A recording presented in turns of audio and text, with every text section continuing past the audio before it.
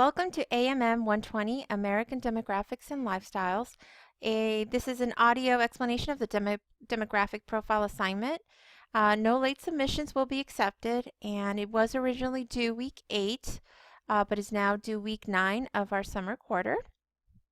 And basically, you're going to select from the list at the end of the assignment one of the businesses that I gave you, or you can select your own, but you have to have my approval first. And it has to be a business that sells either goods, like actual product, or services. So it could be like a veterinary services, or a gym, or for example. And it has to be for consumer base. It can't just be for businesses. Now, if they sell for a consumer base and businesses as well, wholesale, you can do that. But it has to sell some sort of goods or services for a consumer base. You will then select an actual location for this business. You're going to visit this location, so it has to be a place you can go to. Then you will in detail describe what target customer the business caters to.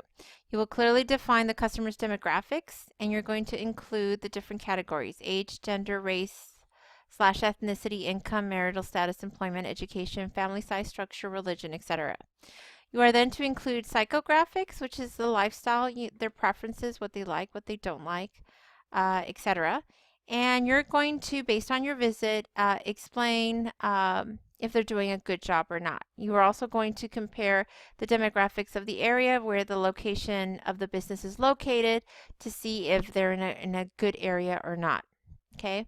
So think of the family and life patterns that we've discussed in class, how they affect your target customer, and you're going to analyze if the business is catering correctly to the customer base or not. And you're going to give examples as to why they're doing a good job or why they are not. So sources of information, definitely for the demographics of the area of the location of the business, you're going to go to the census.gov site. So you're going to use the quick facts just like I showed you in class, and I showed you on the first day as well, first day of the summer quarter. And you're going to punch in the zip code or the city name. If the city name doesn't come up, you can use the county or the nearest city. You can definitely should look at the company website.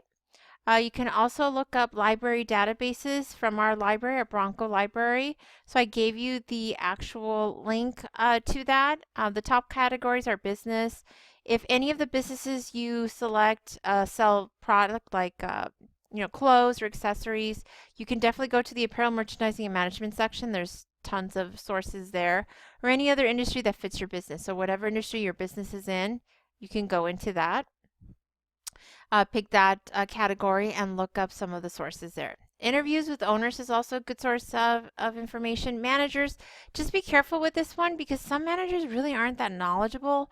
They get bumped up just out of circumstance, not because they're necessarily qualified, and they don't always understand. There's some people in business that don't really understand who their target customer is. So some managers don't know it. So be careful with this one. But if they're very knowledgeable, you can use them. Just be very careful because they have provided some wrong information in the past. You can also conduct surveys if that helps you.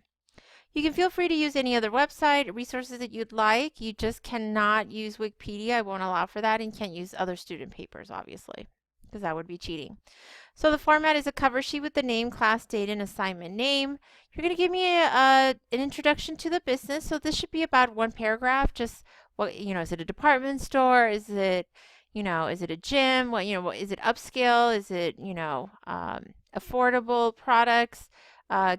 Describe kind of the products. Do they sell clothing, accessories? Do they sell shoes? Do they sell, is it a restaurant? What kind of, Mexican restaurant, upscales? What kind of business is it?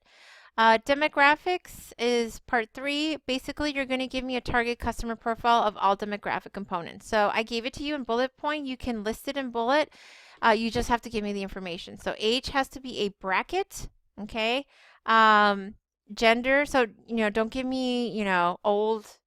Don't give me from ages 5 and up. You have to give me from 5 to 10 or 18 to 24. The bracket shouldn't be 0 to 100, too broad, and it shouldn't be too narrow, like 18 to 20. That's 2 years. That's too narrow. So be realistic. I gave you specific examples of common brackets in the age category, the age cohort, so make sure you look at that. but you need a bracket. Gender, male or female, sometimes they cater to both. Just because they have products for both doesn't mean they cater to both. This is the demographic profile of their target customer, not just who shops there, but who they're targeting. So that means when they do product development, when they do marketing, they have this specific customer in mind. So Mervyn's, even though they had stuff for male and female, they catered, their target customer was a female, a mom, a middle-aged female, most likely Hispanic, didn't make a lot of money, so, lower income level. So that's who they were targeting. So you need to get very specific. Income, also need a bracket, so $10,000 to $25,000 a year. We're talking gross income within a year salary. So it could be on the lower end, it could be on the higher end, somewhere in the middle, but you have to give me a bracket. Race, ethnicity, most businesses do not actually target a specific racial or ethnic group, but some do. Like I said, Mervyn's was specifically after Hispanic. A lot of businesses don't, so if it doesn't target any specific racial or ethnic group, then you can say no specific one targeted, because most businesses do not. Let's say like Tommy Hilfiger actually what is targeting young white males. So they're targeting a specific race, ethnicity, but most businesses do not. Marital status, it could be single, newly married, it could be married, it can be a combination. It can't just be all of them specifically all the time. So pick which categories fit. Employment, are they full-time or part-time? Most likely. Is it white collar, blue collar / pink collar? Employment. Education, is it just high school? Do they have a college? Some college, they have a college degree, and if so, bachelor's and higher, associates and higher, master's and higher. Family size, do they typically have, one, if they're single, two, they're typically cohabitating, they're just, with a partner. If they have a kid, typically one or two, so you'd say a family size of about 4 or 3, it just depends. Family structure, living at home with roommates, or living at home with a family, or with parents, or living with a spouse or partner and children. Religion, this one rarely is it targeted. Sometimes they are, but rarely is it. So usually you put no specific religion targeted. But if they do, which one? Again, you can list it in bullets. Bullet points, psychographics, the values, the lifestyles, the preferences, what they like, what they don't like. Give me at least a paragraph. Usually I tend to see 2 to 3, but give me at least one good one. Are they very athletic? Do they, what kind of music do they listen to? What kind of shopping behavior? What are they looking for? They want high quality, they want low prices, they want a good assortment, they want to be catered to, good customer service. What are they looking for? What do they like? Are they really pro-environment? They want to eat healthy. They take care of their physical body, their bodies, etc. Next is the community surrounding the location. So basically, you're going to go into the census.gov site, look at the quick facts, and give me the total population of that city. If the city doesn't show up on the list, you can put the county, okay? But if it shows up, so that's why I have county or city, town total, only if the city doesn't come up on the drop-down menu. Population by race, ethnicity, and gender. So give me male and female population, and also give me the top racial groups / ethnic groups, their total population. Average income, major employers in the area or industries. If that particular city has, really, like Anaheim has Disneyland. If that city doesn't have a particular big industry, like the music industry or Hollywood, like Hollywood, for example, you can put, is it retail, is it manufacturing? As I showed you in class, on the bottom of the quick facts, there's business quick facts, the little section, and you can put on there, you can look up to see, is retail sales fairly high compared to other cities, or is it manufacturing a little higher? And you could put that it's retail employers, or is it manufacturer? Educational attainment of population, also put that on there. Then your analysis, based on your research, the community breakdown, comparing who's in the community, the typical breakdown, your visit, and overall research, is the business doing a good job or not? and give specific concrete examples. And feel free to include graphics if you wish, like a chart. Pictures would be great, and it is encouraged, but it's not required. But it does need to be clear. No vague statements. And things that you have to look at are, for example, price points. You know, the price points are low and this customer is looking for value, so they're doing a good job. Product service assortment, the type of product that's there. Store layout, you know, if they cater to families or people with children, the aisles are big so you can push a stroller down the aisle, for example. Customer service, how they're groomed, how they're dressed, how they behave. Are they very nice, very helpful? Are they very kind of standoffish? What kind of advertisements they have? So go online and look at some other advertisements.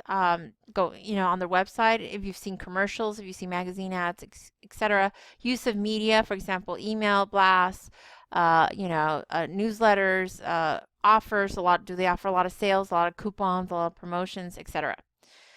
Grading rubric, I have attached it at the very end, and I want you to attach it at the very end. You did not do that in the last time I've asked for this. This time I'm requiring it again. I'm still requiring it. I required it last time and you didn't do it. Please make sure you do that. It's out of 35 points.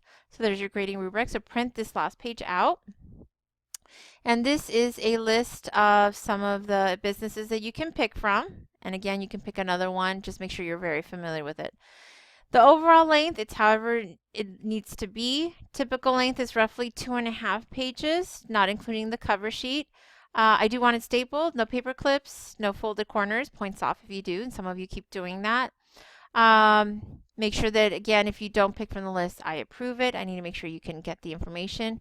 And again, you are going to turn this in week 9, which is August 19th, happens to be my anniversary, by 6 p.m., the beginning of class. You come in at 7, it's late. You come at 6:15, it's late. It's due at 6, okay?